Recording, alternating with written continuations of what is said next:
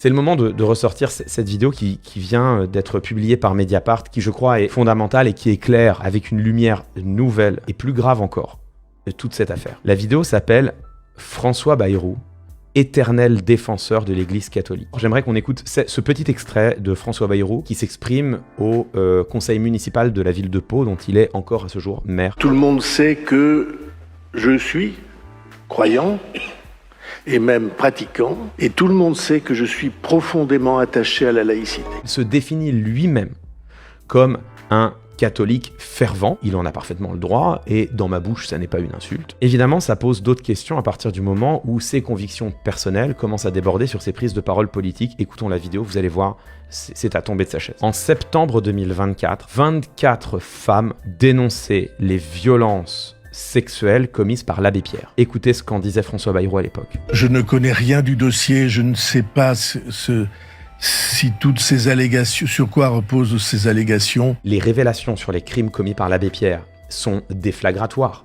Ce ne sont pas des allégations, ça vient directement, je le répète, de l'association Emmaüs elle-même. Tous les Français, toutes les Françaises ont entendu parler de ces affaires et n'en sont pas revenus. Et vous imaginez bien, pour quelqu'un comme François Bayrou, qui se définit, je le répète, comme catholique croyant et même pratiquant, vous imaginez bien que de telles révélations concernant un personnage aussi important dans son église, vous imaginez bien qu'il a un peu creusé la question. C'est totalement inconcevable ce qu'il raconte, c'est totalement inconcevable, c'est d'une hypocrisie folle. Il va aller plus loin, il va pas simplement prétendre qu'il ne savait pas, il va prendre la défense de l'abbé Pierre. Il a été pour des dizaines de millions de Français le visage d'un idéal. Et je suis pas, moi, pour qu'on abatte les idéaux s'il n'y a pas de certitude et de certitude de faits gravissimes. Vous venez de voir François Bayrou, catholique fervent, catholique pratiquant, revendiqué, défendre l'abbé Pierre en dépit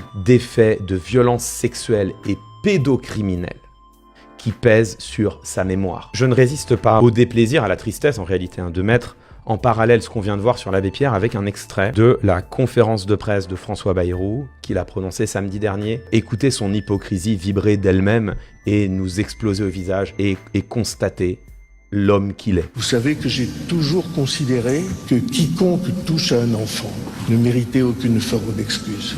Quelques mois plus tôt, il a pris la défense de l'abbé Pierre en disant qu'il ne fallait pas abattre les idoles, alors même que des accusations étayées, établies, convergentes, qu'il ne peut pas ignorer pour des faits de pédocriminalité pèsent sur la mémoire de l'abbé Pierre. C'est quelle forme d'être humain, ça? Une autre affaire qui est encore plus accablante, c'est l'affaire de la confrérie des Béatitudes. On va écouter un extrait d'un reportage télévisé qui a été fait en 2011. À l'époque, François Bayrou est déjà président du MoDem et il est proche de la confrérie des Béatitudes. Communauté des Béatitudes, pas la confrérie, pardon. Nous décidons d'appeler le candidat sur son portable pour l'interroger sur les dérives de la communauté. C'est des gens, moi, que je considère comme très estimables. C'est une communauté dans laquelle il y a un certain nombre de dérives sectaires qui sont dénoncées depuis assez longtemps. Donc, Vous le dites, moi, je n'en ai jamais vu. Alors vous allez me dire, mais c'est quoi cette communauté des Béatitudes? On va lire ce dossier qui a été publié dans le magazine La Vie. Le papier est publié en 2023, au moment où des révélations concernant 2 prêtres issus des Béatitudes soupçonnés d'agression sexuelle sur des jeunes hommes sont ressorties. Voilà, ça revient sur l'origine des Béatitudes, qui est une communauté catholique fervente, qui prétend initialement se rassembler autour de la volonté de vivre à l'image des premières communautés chrétiennes. Voilà ce qu'il se passe dans les années 2000. Des révélations en cascade font alors état de dérives sectaires, de sévices sexuels et de pédocriminalité, et dévoile une gouvernance dysfonctionnelle. Au premier rang des affaires secouant les Béatitudes, le dossier Pierre-Étienne Albert, ce frère a avoué avoir agressé sexuellement une 60aine d'enfants sur près de 20 ans. Ce frère est proche du fondateur des Béatitudes, Gérard Croissant, que l'on dit Ephraïm. Ce frère organisait des séjours pour les enfants alors même que ces infractions étaient connues des supérieurs. Quant à Ephraïm, il est d'abord accusé d'incurie dans l'affaire Albert, mais au fil des enquêtes, il ressort qu'il a lui-même utilisé sa position spirituelle pour forcer des religieuses de sa communauté à avoir des relations sexuelles avec lui. François Bayrou est responsable politique, il est proche de cette communauté. François Bayrou couvre la communauté des Béatitudes de sa parole de responsable politique en disant « ce sont des gens que je considère comme très estimables et des dérives je n'en ai jamais vues », alors qu'il en a jamais vu. Espérons-le qu'il en ait jamais vu, mais qu'il en ait connaissance. Le doute n'est pas permis. François Bayrou, à travers ces 3 affaires, son profil devient clair. François Bayrou, c'est un catholique fervent qui a toujours défendu l'institution catholique au mépris des victimes. Est-ce que c'est parce qu'il n'arrive pas à y croire? Est-ce que au fond de lui, il se dit « mais ça n'est pas possible. Des chrétiens ne peuvent pas faire ça, je ne veux pas y croire. » Peut-être. Est-ce que c'est parce qu'il y croit, mais il se dit que c'est le cas de quelques brebis galeuses et qu'il ne veut pas jeter le discrédit sur toute l'institution ecclésiastique pour quelques brebis galeuses? Peut-être qu'il se dit ça. On sait que c'est faux. On sait aujourd'hui que les sévices sexuels au sein du clergé catholique, elles sont hélas systémiques. Donc on sait que c'est faux, mais est-ce qu'il peut, lui, le penser et l'espérer? Peut-être. Qu'est-ce qui fait que, en son fort intérieur, François Bayrou, contre les évidences, contre les preuves, contre les aveux de l'Église elle-même, et alors même qu'il est en responsabilité, qu'il est en poste, qu'il est en mesure d'agir, et il ne le fait pas pour protéger l'institution. Pourquoi la protège-t-il? On ne peut pas le savoir et on ne le saura jamais. Ça appartient à son fort intérieur. Par contre, il y a des choses qu'on sait. On sait que François Bayrou a protégé l'institution contre les évidences. On sait que sur Bétaram, il savait et qu'il n'a rien dit, qu'il n'a rien fait, alors que sa parole et au-delà ses actes auraient pu protéger peut-être une partie des victimes. Comment pourrions-nous supporter qu'un tel homme reste à la tête du gouvernement français après une faillite morale à ce point patente, établie?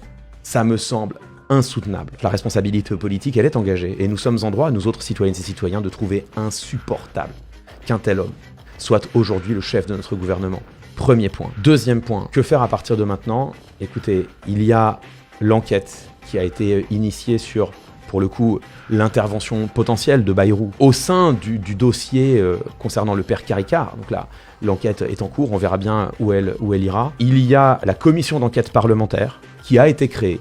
Nous verrons bien quelle conclusion elle rendra. Ce qu'il ne faudrait pas, c'est que cette affaire Bayrou, aussi cataclysmique qu'elle soit, il ne faudrait pas qu'elle éclipse l'affaire Bétaram et que les révélations, la réparation soient volées aux victimes. La seule chose que l'on peut souhaiter, c'est qu'aujourd'hui la justice reconnaisse enfin les victimes dans leur calvaire. La deuxième chose que l'on peut souhaiter, c'est que la prise de conscience qu'il y a enfin autour de cette affaire permette à ce que des décisions politiques soient prises pour qu'enfin les enfants soient davantage protégés. Et notamment qu'ils soient davantage protégés dans l'enseignement privé catholique. Ça ne veut pas dire que tous les établissements privés catholiques sont coupables de tels sévices, évidemment non. Mais par contre, on voit bien là que les affaires se répètent et que malheureusement les contrôles sont dramatiquement insuffisants. Voilà peut-être là où le ministère de l'Éducation nationale devrait mettre son nez le plus urgemment. On a vu les ministres de l'Éducation successifs gesticuler pour faire la police aux vêtements portés par les jeunes filles. Peut-être qu'ils pourraient mettre désormais autant d'énergie à faire la police aux sévices que subissent les enfants dans certains de ces établissements.